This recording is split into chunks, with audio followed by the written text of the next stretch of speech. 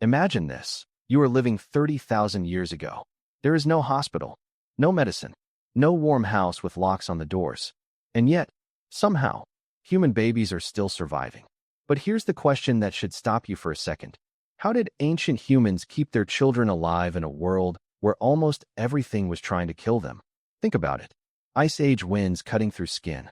Predators moving silently in the dark. No formula milk, no doctors, no safety nets. A newborn baby today is fragile, but back then, it was almost impossible. So how did they do it? Here's where it gets interesting. The first secret wasn't strength, it was constant human contact. Ancient mothers didn't put the baby down the way we do today.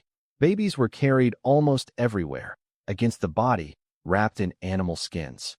Warmth wasn't comfort, it was survival. If a baby got cold for too long, it didn't survive. Simple as that. But carrying wasn't enough.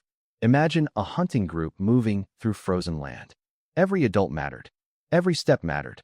And still, they made a decision that sounds almost impossible today.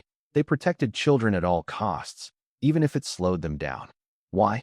Because children weren't just kids. They were the future of the entire group. Without them, the tribe disappeared. But there's another layer most people don't think about. Food. No baby formula. No steady supply of milk alternatives. So how did infants eat when mothers were exhausted or food was scarce? Here's what anthropology suggests. Humans likely practiced shared caregiving. A baby wasn't raised by one mother alone.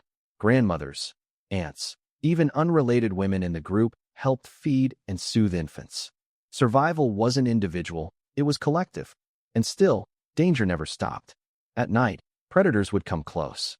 Lions, wolves, saber-toothed cats in earlier periods. So how did babies not give away their location with crying? This is where adaptation becomes almost emotional. Humans likely used constant motion, rocking, carrying, singing low rhythmic sounds. Not lullabies for comfort, but tools for survival. A quiet baby was a safe baby. But there's something even more surprising. Despite all this danger, ancient humans still invested enormous time in play. Why play? Why not just survival tasks? Because play was training. Children learned hunting skills, awareness, coordination, and fear response through games. A child chasing another child wasn't just playing, they were practicing survival instincts.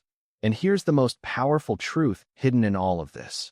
Ancient humans didn't survive because they controlled nature. They survived because they controlled each other's care.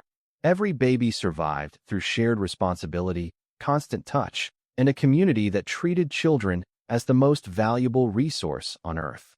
So next time you think about human survival as a story of strength or weapons or intelligence, remember this. The real reason we survived the Ice Age might simply be that humans refused to let their children die alone.